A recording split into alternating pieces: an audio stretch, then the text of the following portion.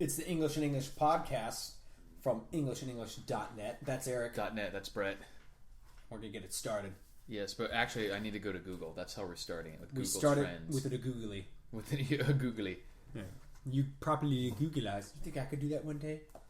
Give a googly like that? You googly.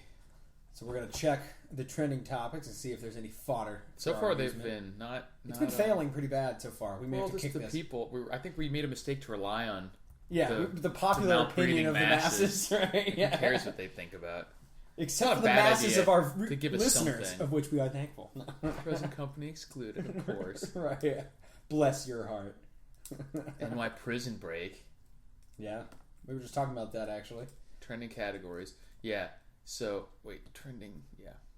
So I was just saying that no matter what the person's heinous crime is, I always find myself rooting for the prison breakers. Right. Like, go, get out. It's like, if I came across them, I might want to shoot these people, but just my inherent distrust of them. Oh, here we go.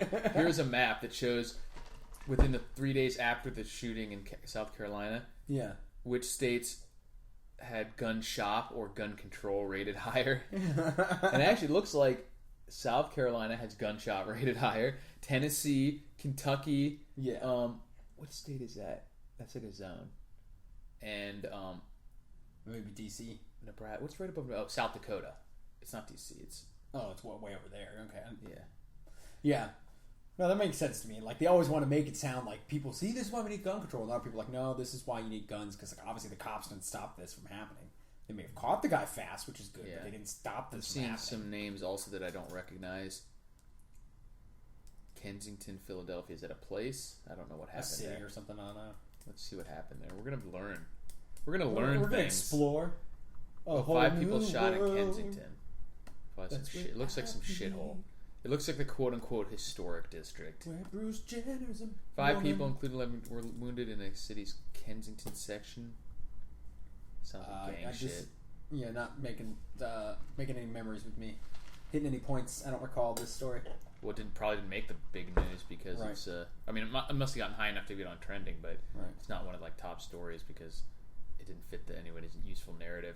Just a bunch of gangbangers or something. Right. So what's our other trending topics here? Britney Spears, Charlie Ebersol. Is that like a boyfriend or something? I have no idea. MLB, She's Daryl still Hamilton. in the news? Yeah. NASDAQ, diffuse large B-cell lymphoma. What do those have to do with anything? How many people are searching diffuse large B-cell? This isn't the normal search that I look at. This is trending. Let me see. Is that Google right trends. now? Like the most recent search was by a doctor? Searches. Let's see trending searches. Right. That's what I normally check out. Daryl Hamilton, some basketball player. Carter Reynolds. I don't know who that is. Something in Spanish. He's like a boy band. Spanish boy. Obama. All right. I think he did some recent interview or something. Yeah, I don't see a lot on here. That True Detective. Is that coming out soon? The second one is coming out soon. Yeah. Okay. Oh yeah, Jake Lloyd, the really bad actor who played Anakin in episode 1. He was in like some high speed car chase or something. Oh really? Yeah, because he's like 21 now or something. Yeah. Has he been in anything since then? I don't think so. I think all he's done is bitch about how people don't think he was a good actor. Right. Instead, you should just be like, dude, I was a kid. I shit my pants when I was a kid too. Are you gonna hold that against me? Right. Yeah. You should have just thrown the blame on who hey, chose. Look, I was cast as a child by George Lucas. Right. His writing made that shit. Not. Well, even if you you weren't a great actor when you were 6 years old. Who fucking cares? Who was a great basketball player when they were 6 years old? Who was a great scientist? To hold it against writer. him, and, right? To act like a defensive about it instead of just admitting, it wasn't great. So what? Right. It's not like it's your decision. The natural human reaction is to be defensive when people criticize. But that's why I gotta learn to do a lot of stupid shit. You must learn to be the reed in the wind, like kung fu, and bend against. Apparently bend with Charlie before you Sheen bend back. had a vicious Father's Day rant against Denise Richards. I'm kind of curious. I'm assuming because she has custody of the kids or something. Do they even have kids? I think they do. Don't they? Maybe. Colombia, Peru. Must have if he was Apple mad on Music, Father's Day. Celebrity Family Feud. Father's Day. Of course, that was some golfers, a summer solstice. Mm-hmm. It's been hot around here. That's the summer solstice in Florida. Interesting. Yeah, don't see too much going on here. Damn it, internet! You have failed us again. I know, right? How much power is in the internet and how pithily it is used. How much wasted human potential. That reminds me of a joke where they said, what would be the hardest thing to explain about the future to someone from the past? And it would be like, the hardest thing to explain with that you have the knowledge of the human race at your fingertips and you spend it all looking at cat pictures. Right, and, yeah, exactly. Memes and Facebook. People all across the entire thousands of miles of the United States can communicate nearly instantaneously. It's communication. Any information that basically exists, you almost have access to. And it is wasted being angry at what has offended you recently. Right. Or stupid cat pictures. Or stupid cat pictures. So that's all the trends. Of what you've been pre-taught to be offended at. Not just what offended you personally. Well, if it was those special cat pictures like the one that we showed last time. Yeah, the social justice kitten. Yeah. That was a thing of beauty. That is humorous. What's funny is I think I saw somebody link to it once. Thinking cat. It was like serious, like they loved it because the people who talk perfect. Like that, right? So they thought it was real. They didn't realize just like, with a cat like they didn't see the rest of this guy's website, so they didn't know it was. That's when you know the satire is good. Is it's subtle enough to where the people who are the in crowd for that think it's legit, or some of them will at least. You want it to be. I mean, that's the point. Is a lot of these people are beyond parody now. Like the parody, you can't make it too exaggerated because that's what they're like. Exactly how they're talking. Yeah, it's really microaggressions.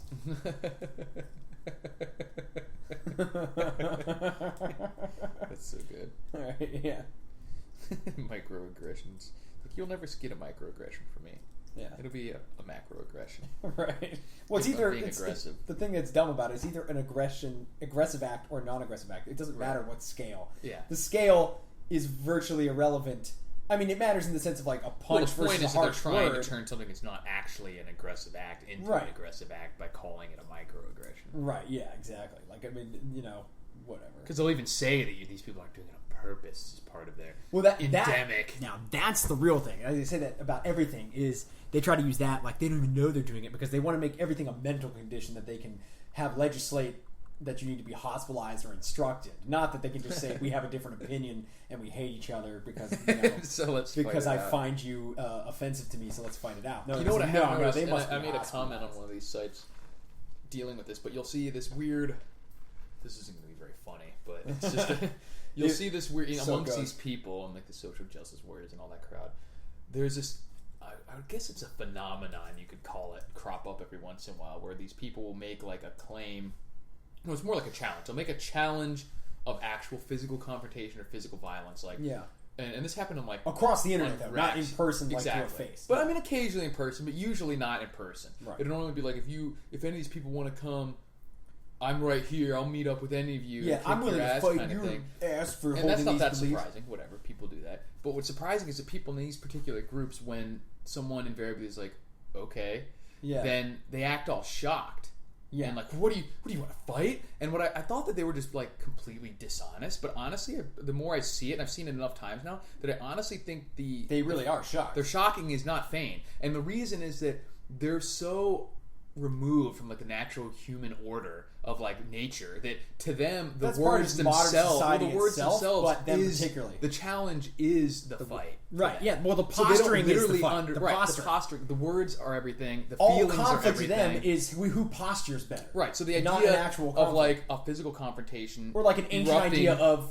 You have thrown down the gauntlet with your words, and I was just going to use that now it's going to be a fight. But the point is that, like, to them, the slap of the gauntlet is the fight. So when the person is like, okay, let's duel, to them, it's like a total non sequitur. They're like, what? You want to fight? What this I slapped you with the gauntlet. Like, that's the end of it. I won. Yeah, exactly. Like, no, you started a fight with that slap. Exactly. Like, that's so they now don't even know that means it. And so that's why they honestly seem like shocked and appalled when they're called on their challenges. Because to them, the challenge is the fight. Right. And it reminded me, and someone actually replied to my comment with this too, that they were reminded of that Simpsons where Homer finds out that when he does that, when he slaps people and says, I challenge you to a duel, 99% of them like run away, like, oh my god, and he gets his way, until there's like that southern gentleman who's just like, alright sir, I will challenge you to a duel. And he's like, oh shit. Right, but then I remember I think that was the same one where he tries to hide behind this Christmas tree that like Marge is taking to the trash. Yeah. And he's like, "Well, let me help you carry that, man." He's like, "No, I got it." He's like, "Well, at least let me shoot it into smaller pieces for yeah, you." Exactly. Yeah. And he's like cowering behind it. Yeah. He's gonna like blast it into tiny pieces. Yeah. Please let me shoot it into I think smaller that was pieces the same for one. you. Yeah. Homer's like holding on to it, like, right. Well, the bushes. bushes. Like, oh. Right, yeah. But that makes a lot. When you look at it from that mindset, it makes a lot of that shit make more sense. Yeah, because it's honestly, it's like, why? Like, I get people who just get angry and want to fight people. That makes sense. That happens. Right. Even it's undisciplined, but it's you know where it's coming from. And I get people who are like cowardly and want to appear like they're that, and then when they see someone who's tough take the challenge, they back down. Right. But there's a certain class of people that they literally seem like surprised. Well, I think it's just the divorcing of the. Well, it's like it's more common with these with the people like that, but it is part of the symptom of the divorcing of much of modern life from some of the realities of life, of what it can be. Real nature. Right, of just real nature. Like, like they don't have to worry about how the sausage gets made. Well, so they start worrying about how animals are treated. It's like, okay, in the right sense, you don't want to have any civilization that mistreats animals because they are living things. Right. But you're going to have to mulch animals to make sausages. Or that's what happens. People who would like say that who just ignore the realities of life in all aspects. Like they would think, the same thing with people who say like, who get mad when you say people should do certain things to prevent themselves from becoming victims, without realizing that that's totally separate from. Yeah. Well, they're acting like it doesn't matter what you think it is. The point is that these are the realities of life. You can either deal with them or you can't. You can either take steps to mitigate or prevent. If you say disaster, the type of people, like, I guess with that logic, you could just march out into a crosswalk without looking, as long as there's a little green man, because like you have the legal right of way. Yeah. Sure, you still might die when the semi breaks the rules. That doesn't mean it's not. Or one doesn't see you. Doesn't mean it's your fault. It just means you are dead now. Right? Exactly. Yeah. So you can be a fucking idiot. Say, like, but it wasn't my fault. Well, so. But I mean, it shows that their mindset isn't even at that level. Like, it doesn't matter to them. Like, that's not even in their worldview. That this shit. Exactly. They're just like, this was illegal. How could this have happened? Like, they just don't even understand it. Yeah, it's so childish to me. Like, to think that, like, it's just they don't even understand. You're not allowed. They're not allowed to do that. So people do things they're not allowed all the time. So what are you saying? Right, yeah. Like, nobody's saying that, there are certain things in which people argue about what that is not goes allowed. towards explaining why they're always trying to make like rules about stuff, because then that's the end of it. That's it. The rule has been made. It's the problem solved kind of thing. Yeah. Just make a rule, and then they can't conceive of and pushing for like gun control and stuff like that. We just make the right rule. Violence. There was another guy, an author who I was reading like a blog or something. I can't remember what's up ahead, but he was talking about how that certain people like that overabundance of rules for kind of like that. He wasn't really saying that per se, but I mean it ties into what else he was saying. What he was saying was that they want the preponderance of rules because to them that's what they don't want actual society. They just want bureaucracy, and they don't understand that that's what they want. They just, to them, getting rid of, because society is a collective group of people with some sort of shared vision about what is right, what is wrong, and who we are and what we want out of life. Like, so, for example, the American Revolution or something like that, there was enough people with a shared idea of what they wanted out of their government. I'd say that's more of a culture, because a society can exist even if people disagree. Well, like a real society, because like he was saying the difference between society, like a group of people living together. Right, yeah, exactly. Technically, that would be a society. Well, a culture is the better word then, but yeah, that's a culture or a civilization. Right. The rest is either an empire or an ideology. And like what they have is an ideology. Things should be X. But they make a bunch of bureaucracy. Right, yeah. So then we want, and it's not about having people that you can trust and around you, or people that you share like-minded vision with, be your countrymen, right? And you all can trust each other. It's literally about, it shouldn't matter who you are and where you come from and all this stuff. And it's like, but it's because we have all these rules to make sure it stays that way. And it's like, nature doesn't have a lot of rules. Right. Animals of the same type just hang out together. And one of them is, the weak are meat and the strong do eat. Right, yeah. So be strong. Right, but I'm just saying, like, there are a certain amount of man-made rules that need to exist for you to move from animal to civilization. But there's a difference between pushing agreements amongst the people and rules and the way that they exactly. Like, the people who always push for a whole lot of laws is because they don't believe in the actual idea of people being able to hold their agreements with each other in a shared moral, like guidelines. Like the old world ideas of like, you don't do that because it's ungentlemanly. Like, to them, even though they'll use that rhetoric to try to shame certain things, it's obvious in their minds they always want laws because to them they would never stop from doing anything if it wasn't illegal. Yeah, like they. Well, just like you see people like Warren Buffett who be like, "How can I be paying only this much? You should make a law to make me pay more." Right? Yeah. What the fuck are you talking about? Right? Why don't you just pay more? And then if you really think that that's the case, yeah. It's so stupid. Yeah, like he can't modify his own behavior unless there's a law. Specifically with Warren Buffett's case, what's stupid is that they're like his secretary pays more taxes than he does. Like, actually, no, his secretary pays is subject to the exact same taxes that he is, which is a 15% or whatever the tax is on qualified dividends. Yeah. The point is that he gets all of his income from dividends, and she is claiming regular income. Right. So she pays just as much taxes on dividend as he does, and he pays just just as much taxes on income as she does. It's just a different source. So right, if she wants to she buy has dividend income stocks. tax at the bracket she's at. He's got only dividend income, no actual salary, right? Because he owns the own business. Right. There's you're not paying yourself a wage. He's not getting capital gains. He's not getting. It's just all dividend income, right? Which they lower on purpose because they want people to invest. That's the idea, anyways. Right. Yeah. And also, all of that is irrespective of the point we've already made. Right. Is if you're going to complain. I just thought I'd bring that up because everyone. That's like a talking point. Ignorance is a huge problem. Which I'm like, anyone is paying the same taxes as Buffett on their dividends. Right. Because most people have like $50,000, not most people, even if someone has $50,000, they're not going to be living off their dividends. Right, yeah, exactly. So if he had that much money coming in as being like CEO of Berkshire Hathaway, which I don't think he takes a salary from Berkshire Hathaway, right. He would be paying the marginal tax rate of 49% or whatever of everything over 200 or 450,000 or whatever, just like anyone else is making that much money. Right, yeah. If he was, Steve Jobs when he was still alive, or right? Or be like, paying that, what's his name? Fertitta, who gets $100 million a year or something from because he's one of the owners of the UFC, but they were casino guys. He's the CEO of one of his group of casinos, and that's where they made also an owner of the UFC. Gotcha. Yeah. Speaking of which, there's been a lot of UFC events lately. Really? Yeah, I've missed out on so much. There was one last week. There was one this past weekend. There's one this weekend coming up, and then on July 11th is probably the Jose Aldo taking on Conor McGregor, which is a big fight, probably the biggest that's happened in the last year or two.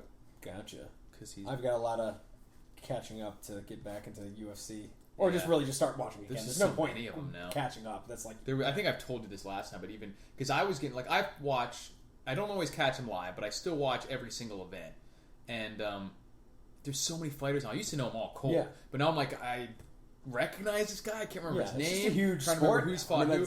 And I was watching a podcast from Joe Rogan and with Eddie Bravo on there, and he was like, he even couldn't remember them. Okay, I feel better now. He's commenting on all the events, worked for UFC. If he can't remember them all, I don't feel so bad. They've only got it's like only having 2 commentators for all of the NWA. Well, they have more commentators now too because they have events like one week here, and then the next weekend it will be another in part Berlin of the world. or something. So that could be just a nightmare. Yeah, and I noticed that too. They got a lot more. Like they probably have 6 or so commentators. They've got 3 different teams. Right. Yeah. Two now they have another announcer guy that they've used instead of Buffer for some of the overseas ones. Right. Because they have Goldberg and Joe Rogan. Then they've got John Anik and Kenny Florian do a lot of the smaller card stateside ones. And then their overseas one in Europe is usually Dan Hardy and I forget the other British guy's name, and they do they did Berlin, they'll do the UK ones and Poland and stuff like that. And I'm sure they have foreign language teams that we never see. Oh, right, yeah. With when they're broadcasting in Mexico, Portugal, they'll have a Mexican team, Portugal, Brazil, team, the Chinese one or whatever. Yeah, but that's we're not even going to see that. it. Oh yeah, that's huge. It's crazy. And but anyway, so he was saying that there's now over 500 fighters on the UFC roster that have officially they're all fighting every year, but officially signed as UFC fighters. And then Eddie Bravo is talking about, he was like, yeah, you used to be, 10 years ago, people would be like, yeah, I fight in the UFC. Like, bullshit, you don't fight in the UFC. And he's like, now he's like, well, maybe. You gotta do some research to find out if this guy's a UFC fighter. Gotta Wikipedia it and see. Especially now when they're doing all these foreign shows like we were just talking about, they will sign a lot of local guys who have an MMA career. Like they're pros, but they've just local events. And they'll sign them to a 1 or 2 fight contract, right?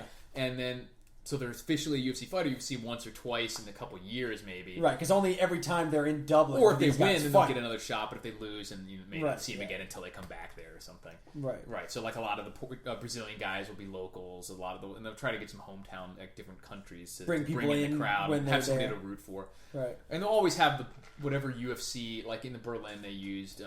Dennis Siever because he's German, so he was on the card. Right. And whatever German fighters they already have that are big name, they'll try and use them. Right. Or even just like nearby, like the main fight of this Saturday was the Polish female strawweight champion, but she's not German. But they're like, yeah, they're close enough. They try. Some people from Poland will come down to see it because they can make it. Exactly, they're a couple hours away or whatever. So, and even some people in Germany would probably rather root for a Polish person than some random other person. Right, yeah. Even an American, probably. Right. Because they're like, we're Germanic, you know what I mean? Or there probably is a lot of Polish people in Germany and stuff. Right, yeah. Well, I don't know. There may still be some sore spots, but... Well, there were a lot. I don't know. Right, yeah, exactly. Stolen babies. Right, yeah. Yeah, so then this weekend... that's another thing, is I feel like I haven't really slacked on how much I follow it. It's just so much more information that I can't keep track of it as easily as I can. Like if you, it's both good and bad how big it's gotten for those reasons. Like it's good for the sport in terms of longevity and and there's a lot to watch, but it has diluted. Like each individual fight seems less meaningful. Right? Yeah, it used to be like especially if you don't know the guys. Right. Then you're with like a smaller talent pool. Like I said, you could kind of know everybody and be like, "Oh, that's my guy. Let's see how he does." I could recognize a name like every fighter there. But one thing I do like, and this is sort of independent of that, but they have made some changes that make it better, and I like that. They have a ranking system. Like the UFC now has an official rankings for each weight class, which makes it meaningful. If like you have 2 top 10 guys, it can be meaningful for a title. Because they used to just have nothing except for the top 3 positions, right? Like there's nothing. You just have the champion and then the everyone else. Well, like there was the contender was the current... But that wasn't anything official. It was just like this guy's probably a contender because he's won 5 in a row, so he's probably next in line. But there was nothing. So they just picked it behind the scenes. Yeah, and it's there's still nothing in terms of like who is necessarily going to be next. Yeah. Like, if you're ranked number 1 behind the champion, you're not necessarily going to get the next title shot, but it just goes to show you, like, there's something else for these people to fight for, too, other than the meaningful, other than just the belt. Just the belt. Because otherwise it would just not necessarily be meaningful, other than and especially in a bigger talent pool, it could stagnate more. But there's less to do for the people in the middle of the curve or who are new. Exactly. Yeah. So, I had to poop. That was actually a seamless transition worked in there. You wouldn't have known if we didn't come back and tell you. If I didn't tell you, no one would have been the wiser. That was a shit break. Yeah. It's like a cigarette break, but worse for you. Yeah, more or less. Just as hard on the body. Right, yeah, exactly. Less cancerous, but... So I don't feel as bad for not knowing all the UFC fighters now, because Joe Rogan doesn't either. Right. But I still feel like I should. Yeah. Oh, this is making me think... by like several years of separation. Like I listen to Adam Carolla's podcast a lot because of the amount of driving I have to do and stuff. I listen to a lot of podcasts. And he had Joe Rogan on there as a guest once, and that was a pretty good one. But he also recently had Rowdy Piper. Yeah. That guy's crazy. He is crazy. Yeah. Have you ever listened to any of his interviews or anything? No. You can tell he's a little bit just whacked spaced out of all of these years. Like he had a crazy life too. Like he grew up in like far north Canada, where like literally had to take like snowshoes to school and stuff. Like the freaking. And what do they call that? Not the tundra, but like it's like the Canadian outback, but there's a word for it. Right, I can't remember, but yeah. And he had a crazy life, and eventually he like ran away at 13 to the city. Was wrestling it by 15, and like he's never been home since. Like he doesn't even know what happened to his family. Wow. Yeah, but this was like in the 70s, before like internet or calling up anybody. Yeah, so there's no way to even... As a scared kid out in the world, it was 20 years before there was any chance of him looking his family back up, and now it's... Yeah, who knows? Who knows, yeah. But he's got great stories. He's like a great guy to listen to. He's just got like, energy. Right, yeah, he's a dynamic person. Right, yeah. Apparently that's Seems where... Ronda Rousey asked him if she could use the Rowdy moniker. Oh yeah, he was like, he probably doesn't remember because I was a nobody at the time. But she met him and was like, sure, kid. Yeah, exactly. Yeah. No, but I also heard a interview because apparently Jesse Ventura has a podcast. Oh yeah, he's a nut too. I mean, I actually agree with a lot of his stuff. Right, but yeah, he's a little over the edge. Right. Yeah. But he had a show too called Conspiracy Theory. Right, and he has another one, I can't remember what it's called, but a podcast where he talks some stuff. And he did interviews he does interviews a lot, and he did Ron Paul and one of them. Yeah, exactly. But anyway, he did the one with Rowdy Piper, and it was fun. I wasn't even that much of a huge wrestling fan as a kid. No, not in the quote unquote fake wrestling. It was not the WWE. I like the spectacle of it now. I can appreciate of the older I kind of wish I had seen it as a kid now, because the Hulk Hogan Andre the Giant stuff. Yeah, exactly. Because there was a lot of not the nowadays pure stuff, machismo entertainment, which is great. It's ridiculous. Yeah, these fake. But what was great about them was the same thing that was great about Arnold Schwarzenegger movies. It was that same kind of thing. One of my buddies, they were into it back in that era. It was him and his brother. And then they said that, for years they lost him. Sometime during college, this would have been like mid-2000s, 05, 06, something like that. They went and checked it out again. And this time, the storyline was like a custody battle. And they're like, we're done with this. Like the current stuff. Right. Yeah, it was like, who's sleeping with who, and there's a custody battle. Right. We're going to fight over it. Like, used to be like, who said this in the locker room? You called me a pansy. I'm going to call you a turkey and beat your ass. And like, or whatever. It was just a little more innocent, wrestling fun. Not like custody battle. Right. But what was crazy in the interview with like through that interview I found the other interview kind of thing, and the interview with Jesse Ventura, they were just sitting there shooting the shit about the old days kind of thing. Yeah. And apparently they almost had a TV show together at one point. Ventura and Rowdy Piper? Yeah. Like he said after... Oh, someone told me about this, but maybe it was you. It might have been me, but yeah, like... I can't it was like two cops or something? Like one of the guys was a cop... And the other was a wrestler. And well, they were both... He was a former wrestler, became a cop, and he got his buddy on the force with him. So it was two ex-wrestlers who became... Who were just going to pile drive bad guys and stuff like that. Amazing. And it was going to be... Did you say there's probably a reel of it somewhere? And he's like... No, he said there was like a pilot episode that they... Or not even a pilot, it was like a sizzle reel. Like, just a promo thing. Right. They sold the rights to whatever, a Paramount or something, and they were good to go. And on like the first day of shooting, they shut them down because there was some legal dispute with the other company that, like, basically the wrestling company. Well, no, some company that owned the rights to the project or was funding it initially or something like that sued the parent company, and so as part of the lawsuit, they shut down all ongoing projects with them, and so it never went through. They just like shuttered the whole business. Shuttered several projects, theirs included, that had anything to do with this other company that they were in a legal dispute with. It probably would have been hilariously, epically goofy. Right, yeah. Awesome. I mean, this would have been coming out in the era of like Magnum, well, a little bit later than Magnum PI, probably. I can't remember what time frame it was, but it was after, he had been,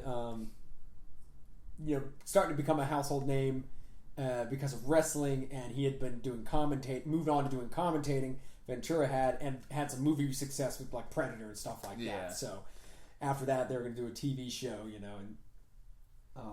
that's crazy. Like Off the Ropes or something like that was the name of it, or something like I can't remember. And, that's awesome. Yeah. Too bad they didn't make it. They should do it now. Yeah, exactly. Like there's like old dudes like used to be wrestlers. Right. Yeah. Except they'd also be far too old to be real cops.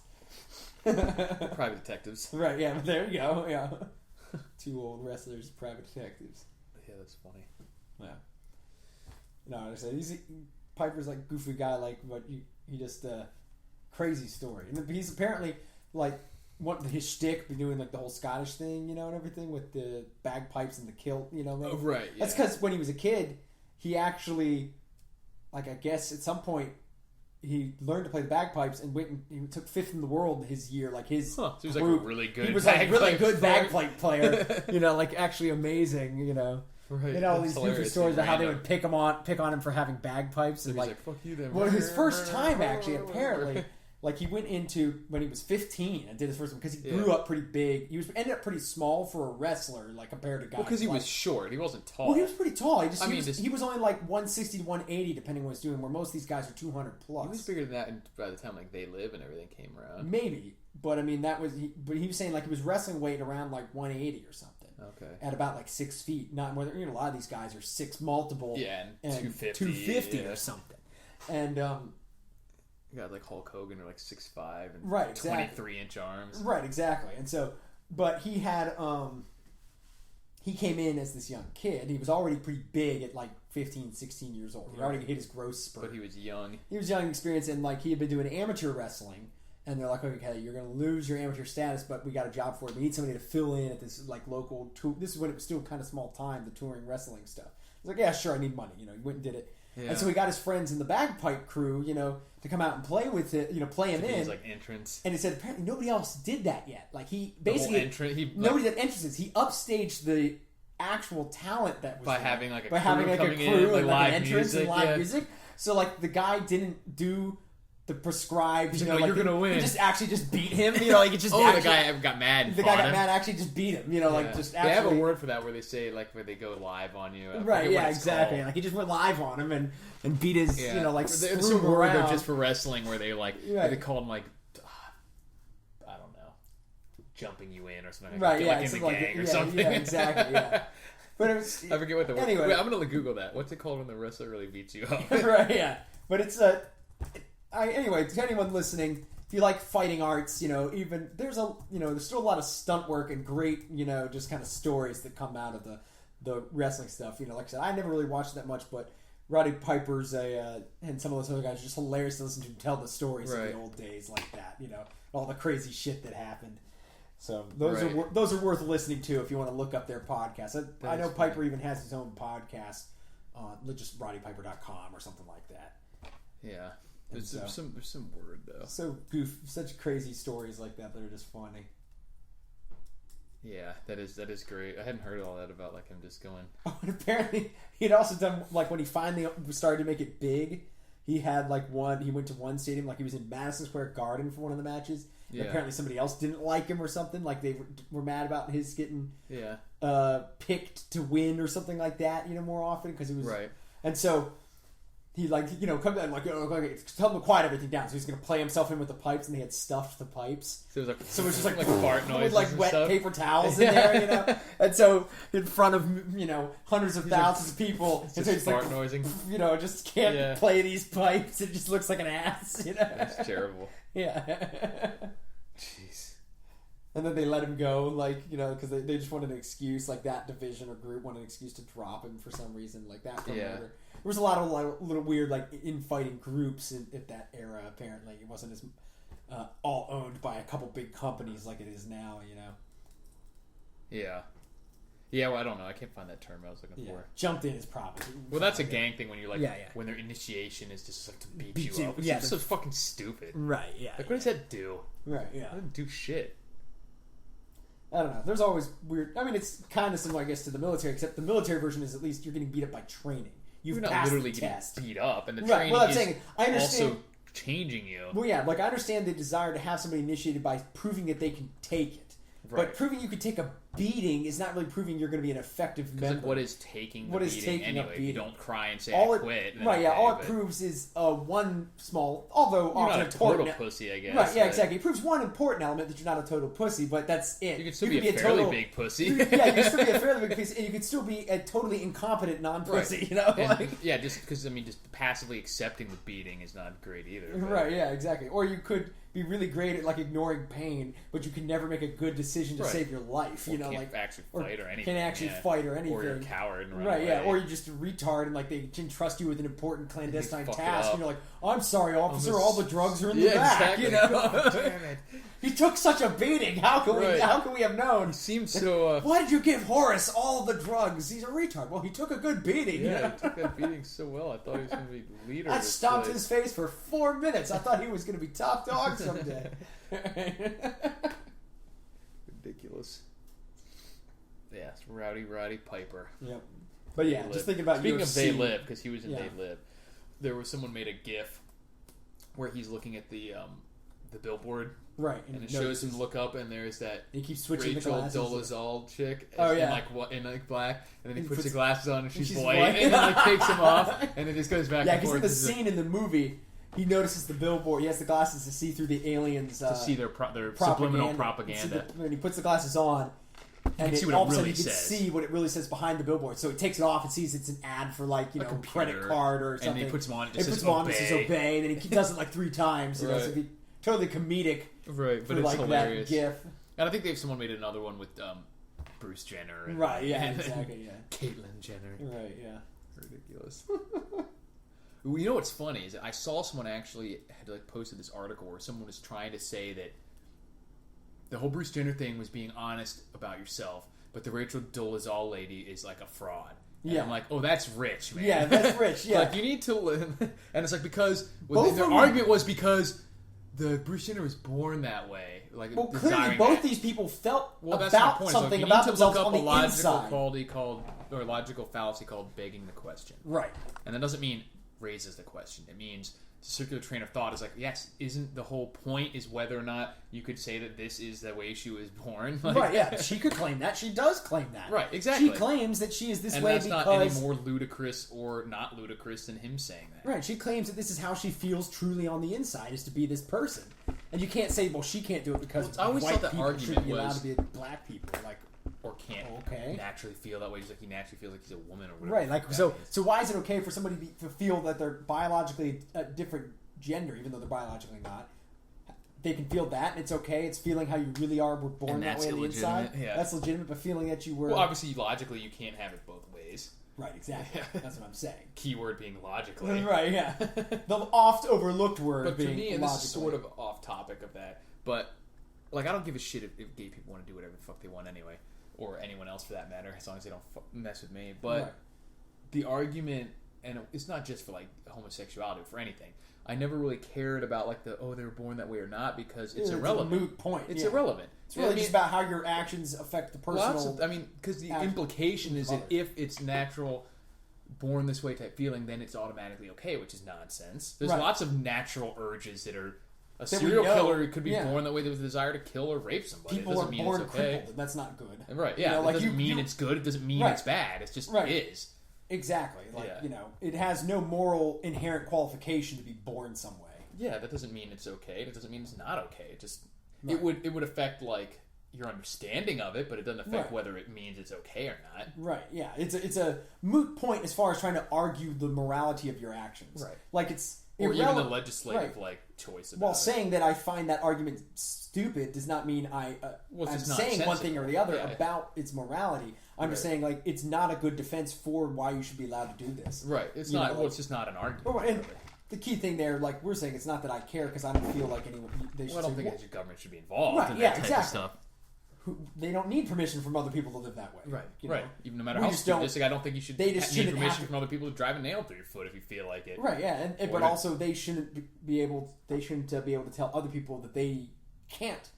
Not deal with them. Right, you know what I mean? Exactly. Like, exactly. That's the whole point. It's like, look, I say the government should not be able to say that you can't live that way. I also say, however, that the government can't say to these other people they got to make cakes. You can't say you can't live that way. Right? Yeah, exactly.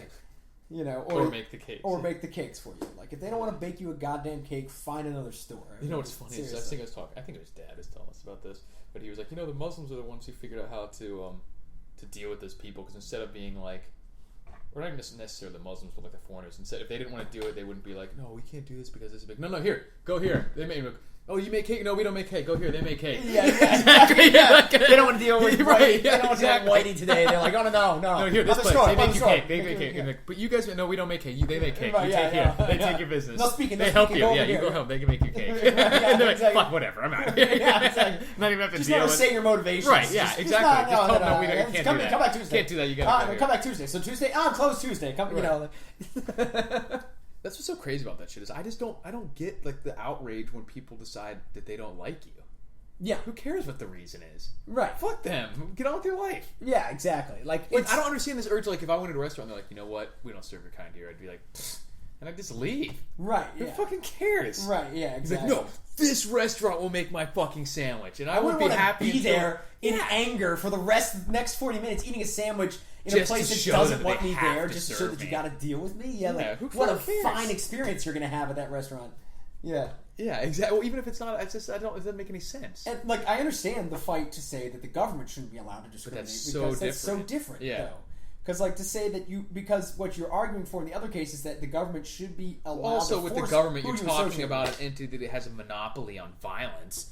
Within a certain geopolitical and also thing, that it also has a monopoly on representing everybody there. So you can't say it cannot service some of the people it also represents. Right. But also when you have a monopoly on violence, it's very different to say that. Because there's a potential that like if they didn't, then you couldn't get this service done if they made it like illegal. Because even if someone else wanted to do it for you, if they have a monopoly on violence, then they can control other people's desire to interact with you as well. Right. Yeah. Whereas if like one particular person doesn't want to make your cake, fucking so what? You don't have a right to have people do things for you. Right. Yeah. That's what's crazy about it to me. It's like you don't have a right to go to McDonald's. You know what I mean? Regardless of what the reason. Regardless of what the reason is. Yeah.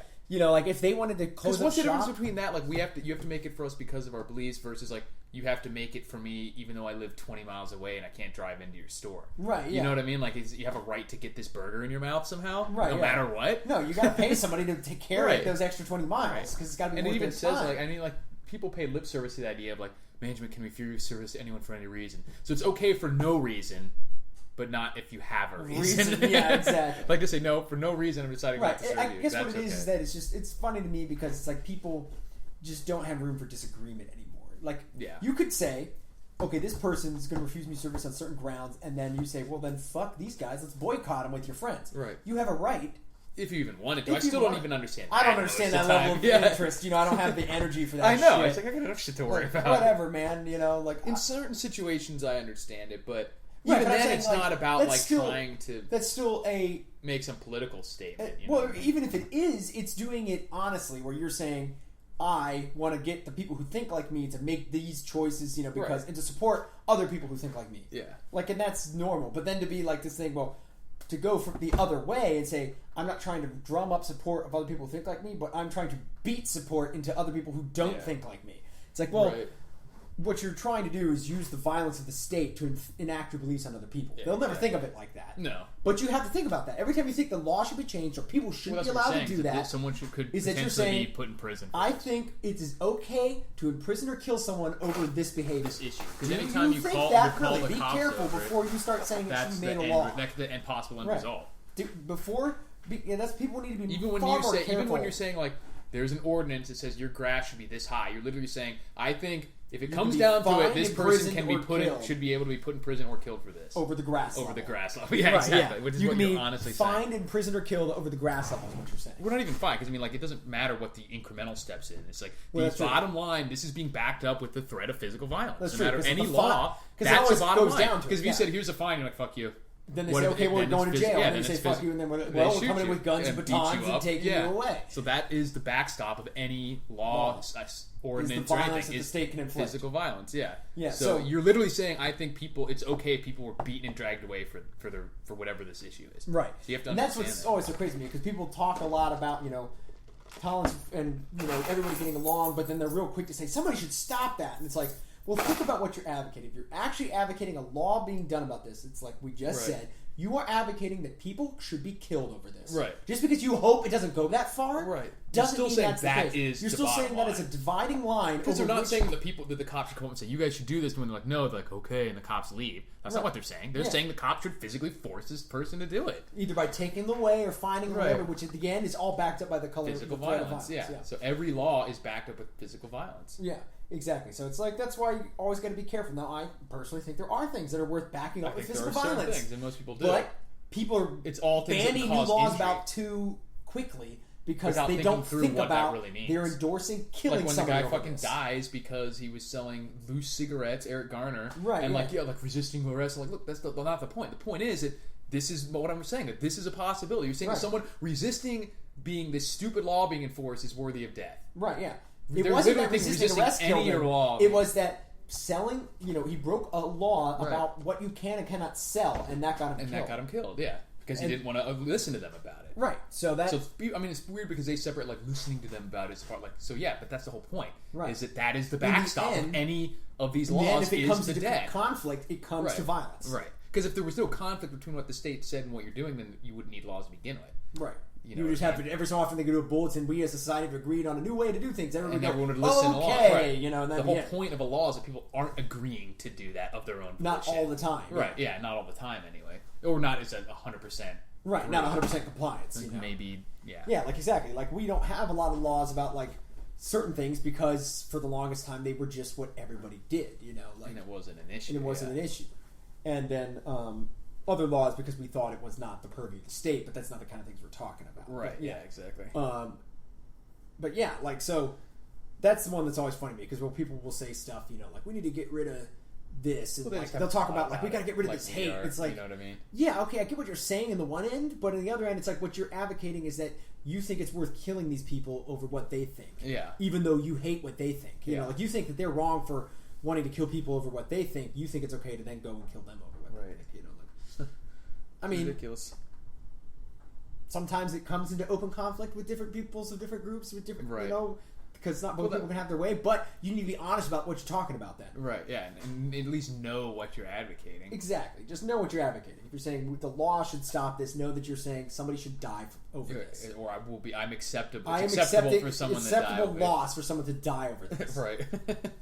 Which is crazy when you think about how like inane most of these little rules and stuff are. Exactly what I'm saying. Like there are rules that are not inane that is worth people dying over. Right. It's worth you saying, no, I'm standing my ground and I won't do violence if necessary over certain the bottom issues. line for this issue is that if they refuse it, they could die. Yeah, but there are plenty of issues that we keep saying there should be laws about this and that, and what they're saying is that somebody, like people shouldn't drive more than 25 miles an hour in this street. You know, like one time a guy went off the road. There needs to be more focus on setting up a system of like litigation for actually recovering damages versus like just something that's says you can't do like this. malum prohibitum, which is just illegal because it's a law and not because it's wrong. Some way of more forcing if somebody does any action that's not covered by law, but that it still damages somebody else. There should be no such thing as a speed limit. But if you're like careening down a street and you mow over some kid who's in the street, then you've irreparably damage that person, that family, and there should be severe penalties for that, but not just for the act of doing something that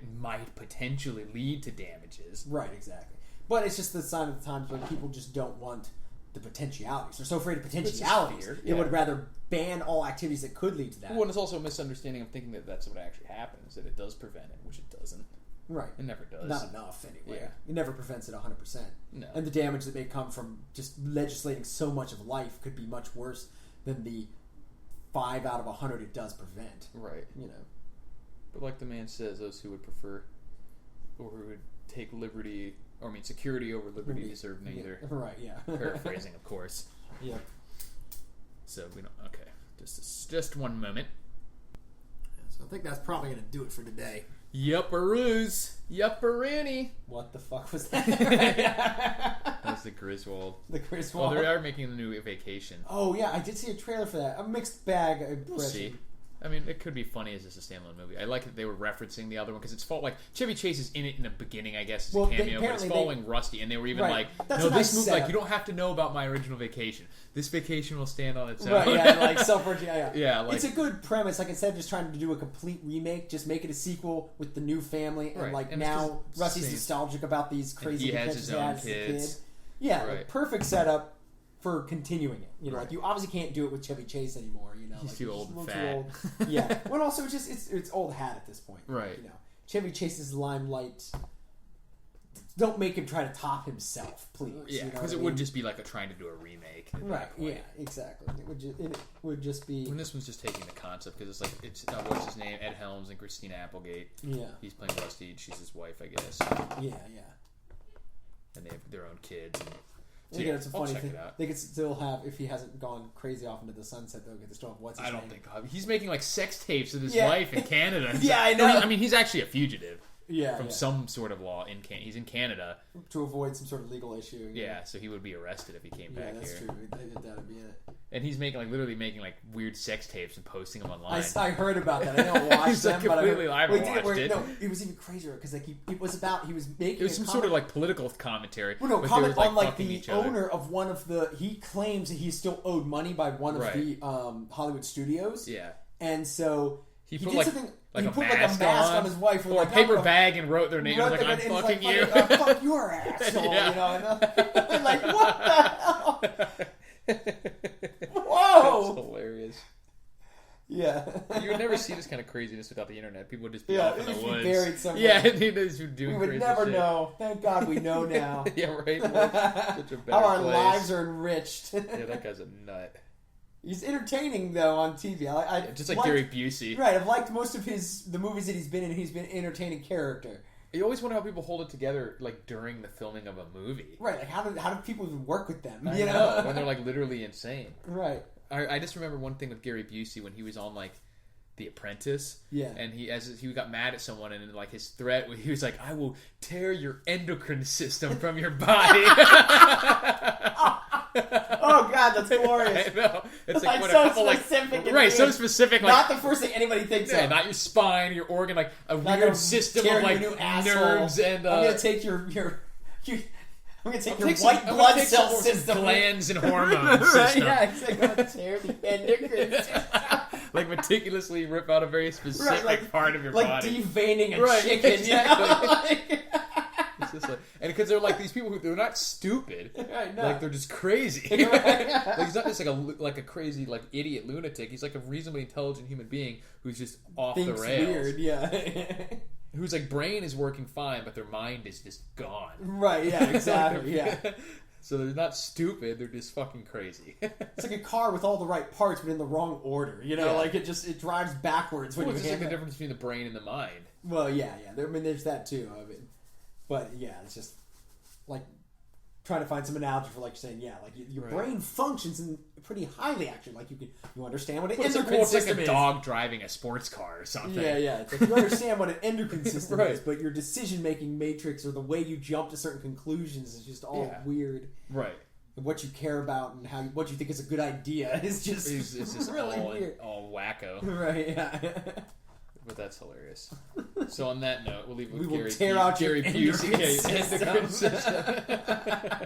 If you don't listen to our podcast, and stay tuned because we will be planning on doing a little updates to the site to make it beautiful, and then probably do some T-shirt giveaway. We're going to start a campaign of promotional campaign, spreading the glory. The world will know English our name English. Of English and English. Yep. So stay on EnglishEnglish.net. Stay on access our iTunes, Twitter, and SoundCloud. Have you Twittered anything? Just when we've updated the cool. put new podcasts up. But I think we will start automatically tweet. Same with the videos on YouTube, it'll automatically tweet. Automatically. But we'll start twittering some things. We'll Twitter page you. Yeah, we'll Twitter page you.